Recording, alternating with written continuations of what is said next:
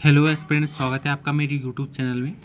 और आज जो हमारा टॉपिक रहने वाला है वह रहने वाला है हमारा उत्तराखंड बजट 2025, जिसके बारे में हम कंप्लीट जो इम्पोर्टेंट पॉइंट है वो डिस्कस करेंगे और साथ ही साथ जो भी हमारा एक्स्ट्रा फैक्ट है उसको भी डिस्कस करेंगे।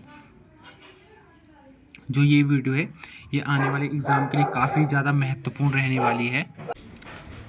इससे हमारे जो आने वाले एग्ज़ाम है, पुलिस कांस्टेबल एग्ज़ाम या पटवारी एग्ज़ाम, उसमें हमारे काफ़ी ज़्यादा इम्पोर्टेंट जो उत्तराखंड बजट 2025-26 है उससे क्वेश्चन बन सकते हैं। तो आज हम उत्तराखंड जो बजट है 2025-26 उसको डिस्कस कर रहे हैं। उत्तराखंड बजट 2025-26 से पहले हम कुछ जो इम्पोर्टेंट पॉइंट है बजट से संबंधित उसके बारे में चर्चा कर लेंगे। तो चलिए शुरू करते हैं हम आज के अपनी वीडियो से। तो जो हमारा सबसे पहले इसमें इम्पोर्टेंट पॉइंट है वह है अनुच्छेद 112। तो जो अनुच्छेद 112 है संविधान में, जो अनुच्छेद 112 है इसके तहत जो संसद में अनुच्छेद 112 के तहत बजट पेश किया जाता है। तो जो संविधान में अनुच्छेद 112 है इसके तहत जो संसद है हमारी उसमें बजट पेश किया जाता है। और अनुच्छेद 202 के तहत विधानमंडल में अनुच्छेद 202 के तहत बजट पेश किया जाता है। यानी जो अनुच्छेद 112 है इसके तहत जो केंद्र सरकार है यह संसद में बजट पेश करती है, और अनुच्छेद 202 के तहत जो राज्य सरकार है यह विधानमंडल में बजट पेश किया जाता है। अगर हम इसमें इम्पोर्टेंट पॉइंट की बारे में बात करें तो जो पिछले वर्ष का जो वित्तीय विवरण होता है, यानी पिछले जो वर्ष का जितना भी वित्तीय विवरण है उसको आर्थिक सर्वेक्षण कहा जाता है। और जो अगले वर्ष का वित्तीय विवरण जो दिया जाता है वह बजट कहलाता है। यानी आर्थिक सर्वेक्षण वह होता है कि जो बजट से पिछले साल जो जितना भी वित्तीय का विवरण किया गया है उसको आर्थिक सर्वेक्षण, और जो आने वाले साल में जितना भी जो वित्तीय विवरण किया जाएगा उसको बजट कहा जाता है।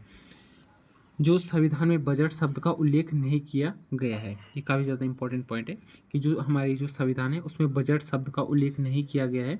इसकी जगह जो शब्द यूज़ किया गया है वह एनुअल फाइनेंशियल रिपोर्ट कहा गया है। यानी संविधान में बजट शब्द का उल्लेख नहीं किया गया है, इसकी जगह एनुअल फाइनेंशियल रिपोर्ट कहा गया है। बजट जब भी पेश किया जाता है तो उसकी 75 दिन की अवधि के भीतर उसे पास होना आवश्यक होता है। यानी जब भी राज्य सरकार द्वारा बजट पेश किया जाता है या केंद्र सरकार द्वारा जब भी बजट पेश किया जाता है तो उसके बाद यानी कि उसमें जितने भी जो आर्थिक विवरण दिया जाता है, यानी इस सेक्टर में इतना पैसा यूज़ होगा, तो जब वह फाइनल हो जाता है तो उसको 75 दिन की अवधि के भीतर उसको फाइनल करना होता है कि किस क्षेत्र में कितना ज़्यादा जो पैसा है वो जाना आवश्यक है। तो उसके लिए उसको 75 दिन की अवधि के भीतर उसे पास होना आवश्यक होता है। जो जेम्स विल्सन थे उन्होंने 7 अप्रैल 1860 को देश का पहला बजट पेश किया। तो देश का पहला बजट कब पेश किया गया? 7 अप्रैल 1860 को, और जेम्स विल्सन ने इसे पेश किया। जो भारतीय बजट का जन्मदाता है वह जेम्स विल्सन को ही कहा जाता है, जिन्होंने कि देश का पहला बजट पेश किया। और 1860 में जो भारत के जो गवर्नर जनरल थे, क्योंकि भारत उस टाइम पे आज़ाद नहीं हुआ था, तो उस टाइम पे जो भारत के गवर्नर जनरल थे वह लॉर्ड कैनिंग थे। और 1858 में उन्हें भारत का पहला वायसराय भी बनाया गया था। जो लॉर्ड कैनिंग थे वह भारत के पहले वायसराय भी थे, क्योंकि 1858 जो एक्ट था उसके तहत वह बने थे। स्वतंत्र भारत का सबसे पहला बजट R.K. षणमुखम चेट्टी द्वारा पेश किया। जो स्वतंत्र भारत था यानी 1947 के बाद जो सबसे पहला बजट था वह R.K. षणमुखम चेट्टी के द्वारा पेश किया। और गणतंत्र भारत का जो पहला बजट है वह जॉन मथाई द्वारा पेश किया गया। यानी 1950 के बाद जो भारत का जो पहला बजट है वह जॉन मथाई द्वारा पेश किया गया। और स्वतंत्र भारत का यानी 1947 के बाद का जो पहला बजट है वह R.K. षणमुखम चेट्टी द्वारा पेश किया गया। नेक्स्ट जो हमारा इंपॉर्टेंट पॉइंट है वह है FRBM एक्ट। तो इससे पहले इसकी फुल फॉर्म के बारे में बात कर ले कि इसकी फुल फॉर्म क्या है। तो इसकी फुल फॉर्म है physical responsibility and budget management act. यह भारतीय संसद द्वारा 2003 में पास किया गया इसे अटल बिहारी वाजपेयी सरकार द्वारा वर्ष 2000 में भारतीय संसद में पेश किया गया। अगर हम इसके लक्ष्य की बात करें कि जो FRBM है इसके लक्ष्य क्या क्या हैं, तो भारत सरकार के लिए वित्तीय अनुशासन स्थापित करने, सार्वजनिक निधियों के प्रबंधन में सुधार करने, राजकोषीय विवेक को सुदृढ़ करने और राजकोषीय घाटे को कम करने के लक्ष्य निर्धारित करता है। जो FRBM एक्ट है इसके लक्ष्य ये हैं। और उत्तराखंड सरकार ने इसे 2005 में पास किया, यानी जो भारतीय संसद है यानी केंद्र सरकार ने तो इसे 2003 में पास किया, और फिर जो हमारी राज्य सरकार है उसने इसे 2005 में पास किया। इसके जो उद्देश्य हैं, इसके 5 उद्देश्य हैं, ये काफ़ी ज़्यादा इंपॉर्टेंट है, तो आइए इसके बारे में जानते हैं। तो जो इसका पहला उद्देश्य है वह है राजस्व घाटा। जो इसमें राजस्व घाटा है इसको हम जीरो करना है। आगे हम इन सब टर्म के बारे में पढ़ेंगे कि यह क्या है। दूसरा है राजकोषीय घाटा। तो जो राजकोषीय घाटा है इसमें जो GSDP है, जो राजकोषीय घाटा है यह GSDP का 3% से अधिक नहीं होना चाहिए। तीसरा जो इसका उद्देश्य है वह है ऋण प्रबंधन। चौथा है पारदर्शिता और पांचवा है राजकोषीय स्थिरता और स्थिरता। जो हमारा दूसरा है वह है जेंडर बजट। ऐसी प्रक्रिया जो बजट बनाने और संसाधनों के आवंटन में लैंगिक असमानता सुनिश्चित करने का प्रयास करती है उसको ही जेंडर बजट कहा जाता है। जो ऑस्ट्रेलिया है वह पहला ऐसा देश था जिसने जेंडर बजट लागू किया। 1995 में जो UN है यानी यूनाइटेड नेशन है उसके चौथे विश्व महिला सम्मेलन 1995 जो कि बीजिंग चीन में हुआ था उसमें जेंडर बजट को मान्यता दी गई। यानी ऑस्ट्रेलिया तो पहला देश है जिसने जेंडर बजट लागू किया, और 1995 में UN के द्वारा भी इसको मान्यता दे दी गई। भारत में जेंडर बजट का प्रावधान 2005-06 में किया गया, और उत्तराखंड सरकार द्वारा जो जेंडर बजट का प्रावधान है वह 2007-08 में किया गया। जो हमारा नेक्स्ट पॉइंट है वह है राजस्व प्राप्तियाँ, जिसको कि राजस्व आय भी कहा जाता है। आइए जानते हैं कि ये क्या है।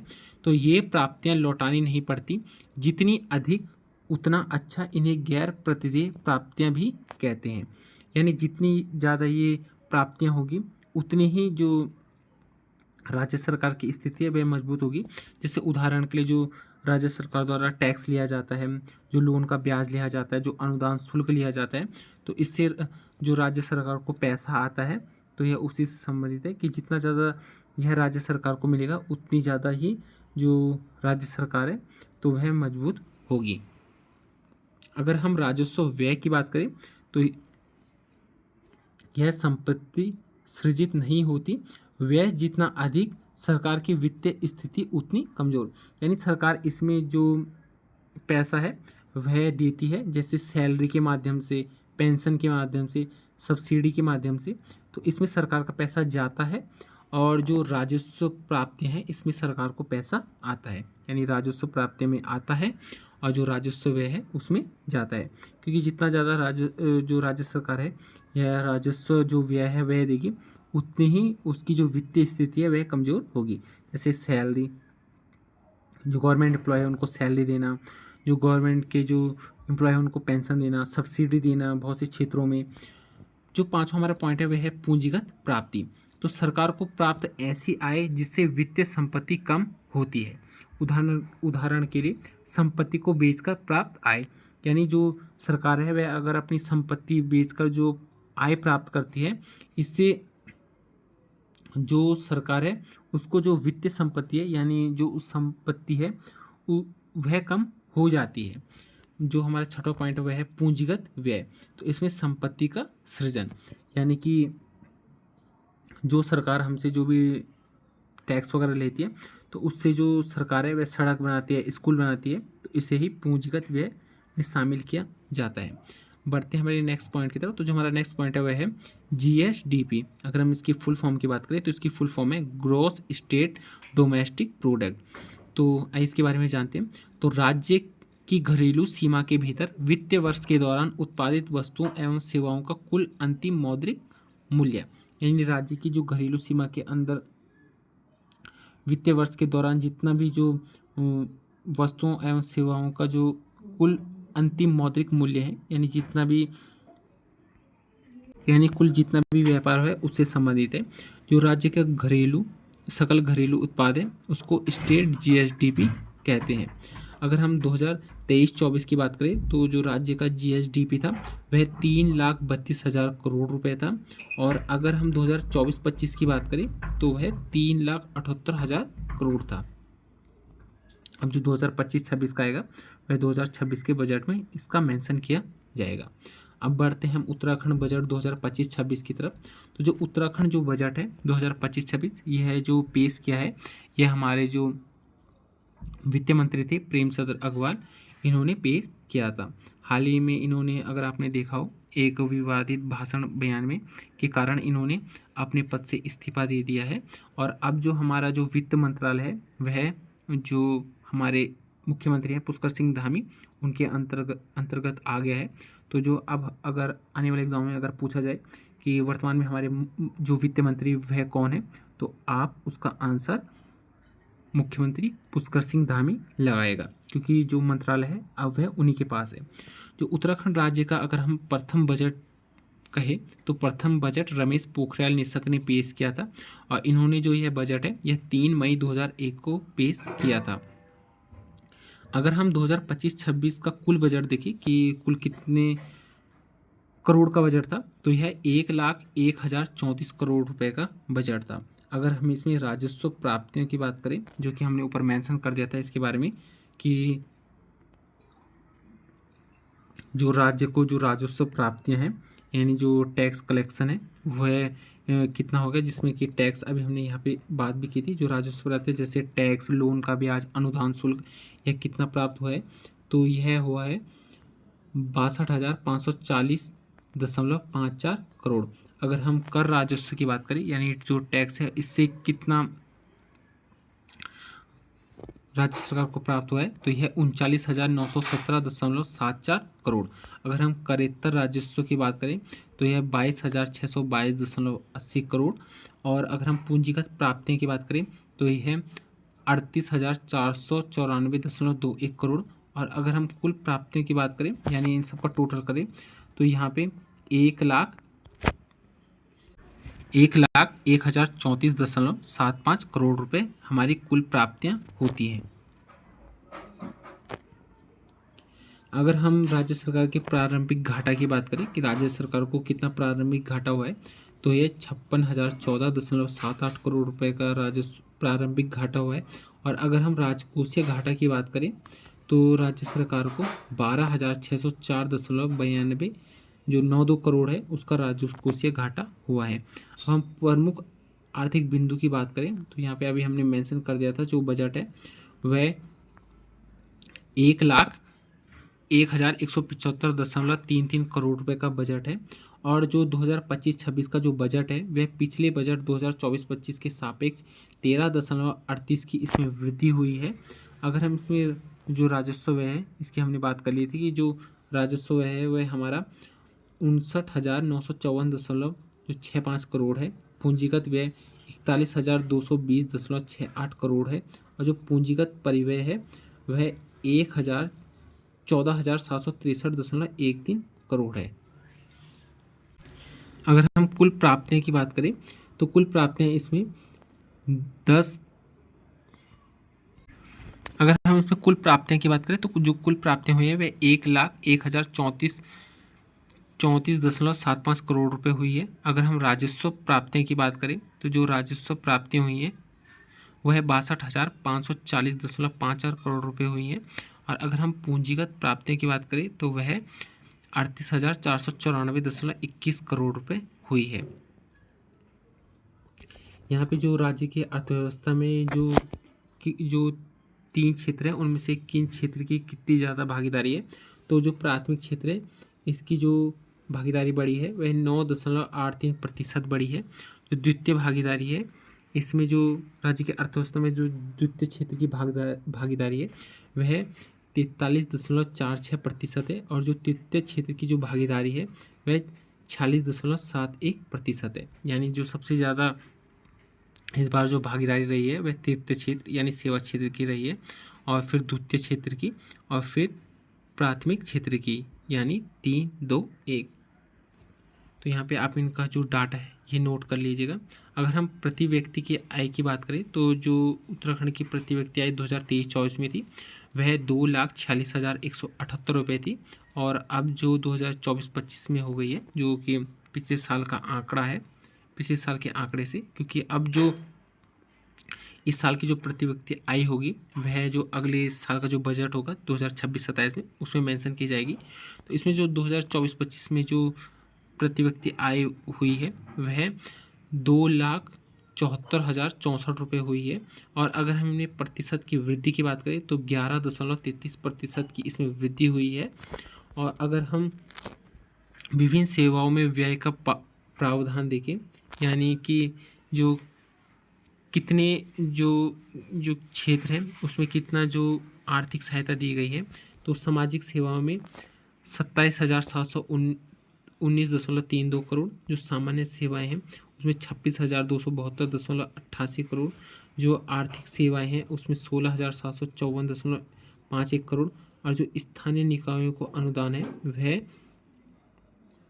3,968.07 करोड़। अब यहाँ पे अगर हम प्रमुख विभागों में आवंटन की बात करें कि किस विभाग को कितना कितना पैसा मिला है, तो यहाँ पे जो विभाग है पेंशन, और पेंशन विभाग को 9,917.40 करोड़ रुपए मिले हैं, और न्याय विभाग को 613.73 करोड़ रुपए मिले हैं, कि सामान्य सेवाओं में आते हैं। यहाँ पे अगर हम ऊपर बात करें, जैसे यहाँ पे सामान्य सेवाएं, तो इसमें से भी सामान्य सेवाओं को कैटेगराइज किया गया है। और अगर हम ग्राम्य विकास की बात करें तो इसमें 3,865.61 करोड़ रुपए का आर्थिक सहायता दी गई है। फिर जो सहकारिता है इसमें 186.47 करोड़ की सहायता राशि दी गई है, यह आर्थिक सेवाओं के अंदर आता है। और अगर हम शिक्षा, खेलकूद, कला एवं संस्कृति की बात करें तो इसमें जो आर्थिक सहायता दी गई है वह 12,465.60 करोड़ की आर्थिक सहायता दी गई है। और श्रम एवं रोजगार में 258.38 करोड़ की सहायता राशि दी गई है। और जो उत्तराखंड की जो इस बार की जो बजट की थीम थी वह नमो बजट पर आधारित थी। इसमें अगर हम नमो की बात करें तो इसमें जो एन है उसका अर्थ है नवाचार, ए का जो अर्थ है वह है आत्मनिर्भर उत्तराखंड, एम का है महान विरासत, और ओ का है ओजस्वी मानव संसाधन। आइए इसके बारे में जानते हैं। तो जो नवाचार है इसमें जो राज्य को नई तरीके से अब विकास करना होगा, जैसे पेपरलेस रजिस्ट्रेशन, बायोमेट्रिक आधारित आधार प्रमाणीकरण, इलेक्ट्रॉनिक वाहन charging station, mobile forensic van व ड्रोन सेल, ऊर्जा दक्ष pump, fire hydrant machine, smart meter, innovative plastic waste management तकनीक, स्प्रिंकल प्रणाली, विज्ञान चेतना केंद्र, science centre, science city, lab on wheels तथा स्मार्ट क्लास, ये जो सब के सब हैं ये नवाचार के अंदर आते हैं।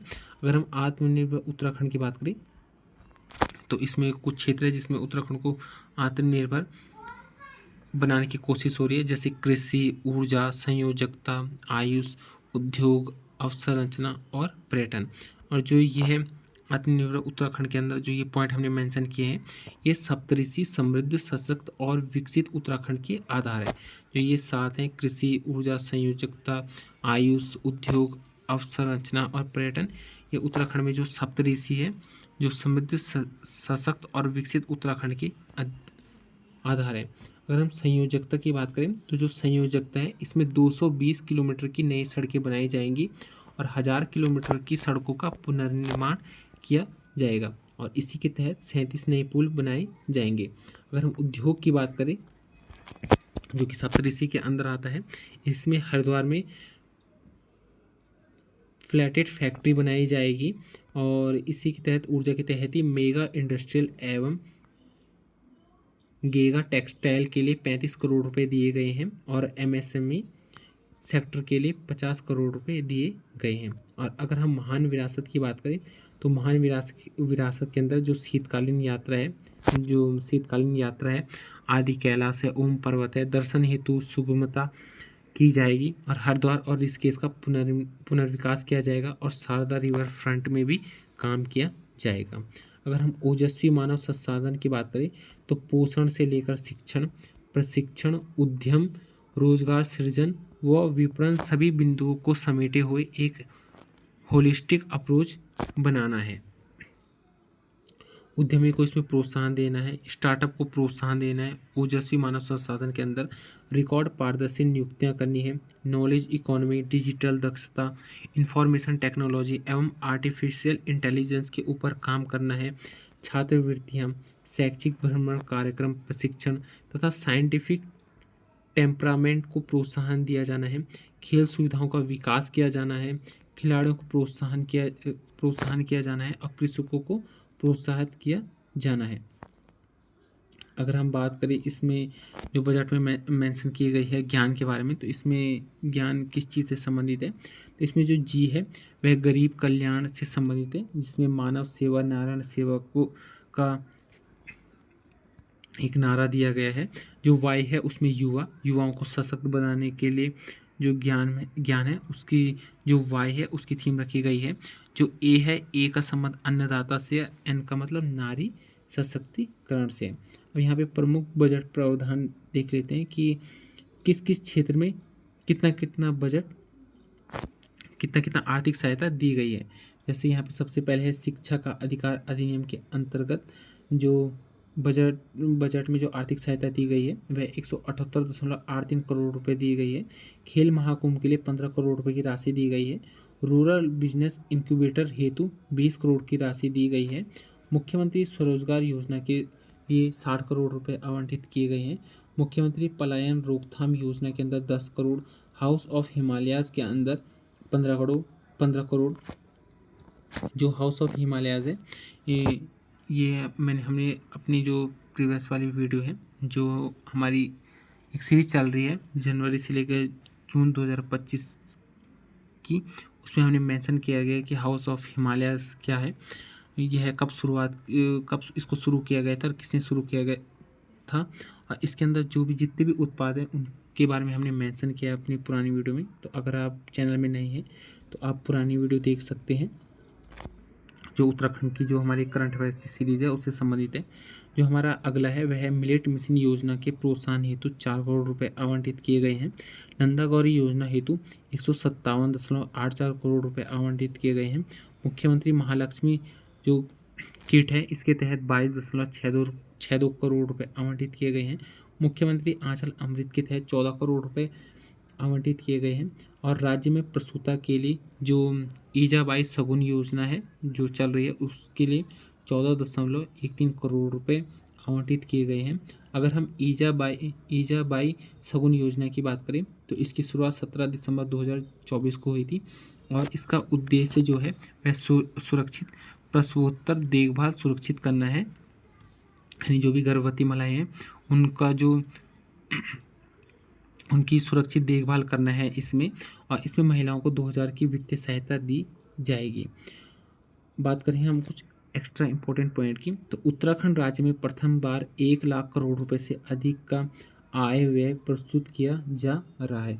तो जो 2025-26 का जो बजट है, यह जो बजट है ये 1 लाख करोड़ रुपए से अधिक है, तो इसी के बारे में बात की गई है। अवस्थापना निर्माण के अंतर्गत पूंजीगत परिव्यय में 14,763.13 करोड़ का प्रावधान है, जो कि अब तक सर्वाधिक है। जो स्टार्टअप वेंचर फंड है इसके तहत 20 करोड़ रुपए आवंटित किए गए हैं। प्रवासी जो उत्तराखंड परिषद है इसके तहत 1 करोड़ रुपए आवंटित किए गए हैं। रिवर फ्रंट डेवलपमेंट परियोजना शारदा कॉरिडोर के लिए 10 करोड़ रुपए आवंटित किए गए हैं। जो समान नागरिक संहिता है इसके लिए 30 करोड़ रुपए। स्प्रिंग एवं रिवर रिजुविनेशन हेतु यानी सारा हेतु, जो कि जितने भी जल स्रोत हैं उनसे संबंधित ये एक संस्था है, इसके लिए 125 करोड़ रुपए। भारतीय न्याय संहिता के लिए 20 करोड़ रुपए। जलवायु परिवर्तन समन हेतु 60 करोड़ रुपए। सार्वजनिक वनों के सृजन हेतु 10 करोड़ रुपए। 2000 के मुकाबले 26% कृषि भूमि में कमी, 8.25 लाख हेक्टेयर से घटकर 6.25 लाख जो हेक्टेयर करने का उद्देश्य रखा गया है। ऋषिकेश में हिमालयन संग्रहालय बनाया जाएगा। राजकोषीय घाटा 12,604 92 करोड़ का अनुमान है, जो कि जीडीपी का 2.94% है, जो कि एफआरबीएम एक्ट की सीमा के भीतर है। जो जेंडर बजट है इसमें 16.66% का इजाफा किया गया है। जो 200 करोड़ का जो वेंचर फंड है उसके लिए स्टार्टअप के लिए 20 करोड़ के शुरुआती प्रावधान है। अब हम बात करेंगे कि जो राज्य सरकार में रुपए आता कहाँ से है, और फिर हम इसके बारे में बात करेंगे कि रुपए जाता कहाँ है। तो राज्य सरकार में जो सबसे ज़्यादा रुपए आता है वह स्वयं का कर राजस्व है, जो कि अगर हम एक 100% माने तो 100% में से, यानी अगर हम एक 100 रुपये माने तो 100 रुपये में से जो 29 रुपये है यह राज्य सरकार का स्वयं व कर राजस्व से आता है। दूसरा है हमारा लोक ऋण, तो लोक ऋण से 23% आता है। आप इसके खाली अगर इसके पॉइंट का जो अंक है वो भी याद नहीं रखेंगे, लेकिन आप एक बड़ा अंक भी याद रखेंगे कि जो स्वयं का कर राजस्व है इससे 29% आता है, लोक ऋण से 23% आता है, केंद्र सरकार से जो सहायता अनुदान है वह 22% आता है, केंद्र करों में जो राजवंश है यह 19% आता है, करेत्तर राजस्व से 5.38% आता है। अगर हम करेत्तर राजस्व की बात करें यह 5.38 रुपये आता है। अगर हम लोक लेखा शुद्ध की बात करें तो यह 0.24% राज्य को आता है 100 रुपये में। और अगर हम ऋणों एवं अग्रिम की वसूली करें तो यह 0.03% आता है। तो राज्य सरकार को जो सबसे ज़्यादा जो रुपये आता है वह स्वयं का कर राजस्व से आता है। अगर आप पहले के 3-4 जो इम्पोर्टेंट है वह भी याद रखें, थोड़ा इनका डाटा भी आप इम्पोर्टेंट याद कर लीजिएगा, एग्ज़ाम में आ सकते हैं। अब हम बात करते हैं कि रुपए जाता कहाँ है। तो जो सबसे ज़्यादा रुपए जाते हैं सबसे पहले जो अन्य व्यय है इसमें मतलब सारे इंक्लूड हैं, ये 28.97% है। यह राज्य सरकार का सबसे ज़्यादा जो व्यय है इसमें जाते हैं। अगर हम इसमें तो सारे इंक्लूड हो जाते हैं, लेकिन अगर हम सबसे ज़्यादा बात करें कि कहाँ जाता है तो वो वेतन भत्ते मजदूरी आदि अधिष्ठान जो व्यय है उसमें जाता है 23%। फिर पेंशन व अनुजोतोषिक है उसमें 12%। फिर है वृहत निर्माण कार्य या लघु निर्माण कार्य उसमें 10%। फिर है निवेश ऋण उसमें 9%। फिर है ब्याज या लाभांश में 8%। और फिर है सहायक अनुदान या अंशदान या जो राज्य सहायता होती है इसमें 6% जाता है, जो राज्य सरकार का रुपया जाता है। बढ़ते हैं हमें नेक्स्ट इम्पॉर्टेंट पॉइंट की तरफ। तो जो हमारा नेक्स्ट इम्पॉर्टेंट पॉइंट है वह है राज्य सरकार की इकोलॉजी के साथ साथ इकॉनमी। तो यह क्या है राज्य सरकार की, तो इसके तहत राज्य सरकार ने जो 4 लक्ष्य निर्धारित किए गए हैं इकोलॉजी के साथ साथ इकॉनमी, आइए जानते हैं। तो इसके तहत जो राज्य सरकार है के द्वारा सतत विकास लक्ष्य को प्राप्त करना है, पहला उद्देश्य। दूसरा उद्देश्य है पर्यावरण को ध्यान में रखते हुए नीतियों का निर्धारण किया जाएगा। तीसरा है स्वच्छ पर्यावरण एवं प्राकृतिक संसाधनों के संरक्षण पर बल दिया जाएगा। और चौथा स्थिति स्थापक पर्यावरण का सुनिश्चितीकरण करना है। अब यहाँ पे जो प्रमुख विभाग हैं उनमें कितना कितना बजट दिया गया है राज्य सरकार की तरफ उसका मेंशन है। जैसे जो ग्राम्य विकास है इसमें जो है वह 3,865 करोड़ रुपए का बजट आवंटित किया गया है। फिर कृषि एवं उद्यान इसमें 2,032 करोड़ रुपए। फिर सिंचाई एवं बाढ़ प्रबंधन इसमें 1,950 करोड़। फिर है ऊर्जा 1,672 करोड़। फिर है वानिकी 1,157 करोड़। फिर है पशुपालन मत्स्य डेयरी उसमें 993 करोड़। अगर आप एक पॉइंट वाला अंक याद भी रखते हैं और आप केवल आगे का अंक याद रखते हैं तो ये आपके एग्ज़ाम के लिए इम्पोर्टेंट हो जाएगा। आप एलिमिनेशन मेथड से भी इसको कर सकते हैं। जो खाद्य है इसमें 682 करोड़, पर्यटन में 486 करोड़, परिवहन में 400 करोड़, उद्योग में 225 करोड़, सहकारिता में 186 करोड़ का जो आर्थिक सहायता है वह आवंटित की गई है। अब कुछ इम्पोर्टेंट पॉइंट के बारे में बात कर लेते हैं। तो इसमें जो जमरानी बांध परियोजना है जो कि हल्द्वानी में स्थित है, गोला नदी पर बन रही है, जो उसके लिए 625 करोड़ रुपए आवंटित किए गए हैं। जो सौंग परियोजना है जो कि देहरादून में बन रही है इसके लिए 75 करोड़। जो लखवाड़ा परियोजना है जो देहरादून में ही स्थित है इसके लिए 285 करोड़। और जो जल जीवन मिशन है इसके लिए 1843 करोड़ रुपए आवंटित किए गए हैं। जो 2025-26 का बजट है, इसमें जो राज्य सरकार द्वारा 4 नए शहर बसाए जाएंगे, जिसमें कि 2 गढ़वाल और 2 कुमाऊं में यह शहर बसाए जाएंगे। अभी नाम इनका जो मेंशन नहीं किया गया है कि गढ़वाल में कहाँ ये शहर बसाए जाएंगे, तो अभी केवल इतना ही है कि 2 गढ़वाल में और 2 कुमाऊं में नए शहर बसाए जाएंगे। अगर हम बात करें प्रधानमंत्री ग्रामीण आवास योजना के तहत, तो इसमें जो आर्थिक सहायता है 207.18 करोड़ रुपए दिए जाएंगे। जो प्रधानमंत्री शहरी आवास योजना है, इसके तहत 54.12 करोड़ रुपए आवंटित किए जाएंगे। जो EW आवास है, इसके तहत 25 करोड़ रुपए। रसोई गैस अनुदान योजना 55 करोड़। राज्य खाद्यान्न योजना 102 करोड़। सारा के लिए, जो कि जल स्रोत से संबंधित है, इसके लिए 127 करोड़। हल्द्वानी में खेल विश्वविद्यालय की स्थापना की जाएगी, यह बजट में मेंशन किया गया है। और रुद्रपुर में वेलोड्रम का निर्माण किया जाएगा। वेलोड्रम के बारे में हमने जो हमारी करंट अफेयर्स की एक सीरीज चल रही है उसमें डिस्कस किया गया है। यह एक साइकिलिंग ट्रैक होता है। तो रुद्रपुर में जो प्रदेश का पहला वेलोड्रम का निर्माण किया जा रहा है, जो इस बजट में मेंशन किया गया है कि राज्य में 37 नए सेतु बनाए जाएंगे। और जो ट्राउट मछली है, इसके पालन के लिए जो बजट है, इसमें 146 करोड़ रुपए आवंटित किए गए हैं। और जो राज्य स्तरीय इंटीग्रेटेड एक्वा पार्क है, होलसेल फिश मार्केट है, इसका जो निर्माण है US नगर में किया जाएगा। और हाउस ऑफ हिमालयस के लिए 15 करोड़ रुपए आवंटित किए गए हैं। जो फ्रेडेट फैक्ट्री है, ये हरिद्वार, सिलाकोई और पंतनगर में इसका निर्माण किया जाएगा। जो प्लास्टिक पार्क है, इसका निर्माण सितारगंज में किया जाएगा। और जो विज्ञान केंद्र है,